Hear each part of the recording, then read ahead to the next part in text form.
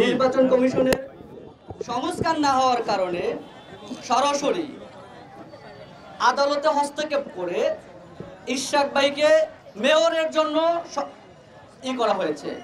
আমি এখান থেকে একটা মেসেজ দিতে চাই, আমি 2022 সালে মামলা খেয়েছি, আন্দোলন করে গুলি খেয়েছি, আমি একদিন আহত।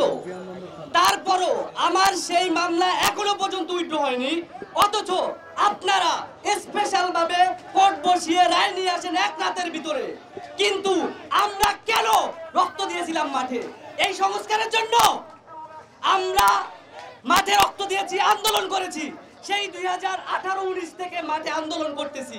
বিএনপির কিছু নেতা কর্মীরা বলতেছে তারা 16 বছর 17 বছর অবহেলিত, তারা আন্দোলন করতেছে। আন্দোলন আপনারা একা করেন নাই, আমরাও মাঠে আন্দোলন করেছি।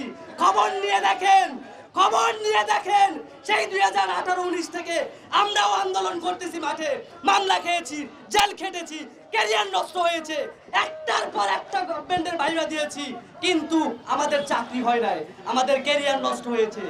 তারই পরিপ্রেক্ষিতে আন্দোলনে নেমে হাসিনাকে উৎখাত করেছি।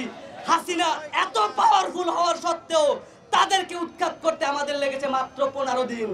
যদি আবারও কেউ ফ্যাসিস্ট কায়দায় কোনো কিছু দখল করতে চান, তাহলে আপনাদেরকে উৎখাত করতে লাগবে মাত্র 15 সেকেন্ড।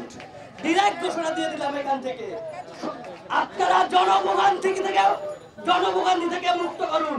এই 1 সপ্তাহ ধরে আপনারা নগর ভবন, সিটি কর্পোরেশন তালা মেরে রাখতেছেন। কোন আইনের অধিকারে, কোন মনের অধিকারে আপনারা রাখতেছেন? যদি জনবিভ্রান্তি আপনারা দূর না করেন, আমরা ছাত্র জনতারা আবারও মাঠে আন্দোলন ডেকে আপনাদেরকে বাংলাদেশ থেকে বিচারিত করব। বাংলাদেশ থেকে হাসিনাকে বিচারিত করেছি, পালিয়ে গেছে ভারতে। আপনারা সিদ্ধান্ত নেবেন। যদি জনগণের পালস বোঝার চেষ্টা না করেন, জনবিমুখে পড়ে যান, আপনারা কোথায় পালাবেন সেই চিন্তা করেন। বিগত দিন ধরে আপনারা এই যে নগর ভবনে তালা মেরে রেখেছেন, জনভোগান্তি সৃষ্টি করতেছেন, এইখান থেকে দূরে সরেন। এবং তাপসের মেয়াদ শেষ হয়ে গেছে এই মে মাসের 15 তারিখে। তারপর আপনারা সেখানে কিভাবে দাবি করেন যে আপনারা সেখানে মেয়র পদে দখল থাকবেন?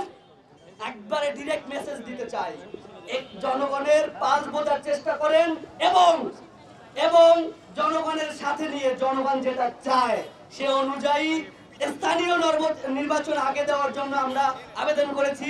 এবং শুধুমাত্র এনসিপির পক্ষ থেকে না, এটা আমাদের সকল ছাত্র জনতা, সকল আহত এবং শহীদ পরিবারের পক্ষ থেকে।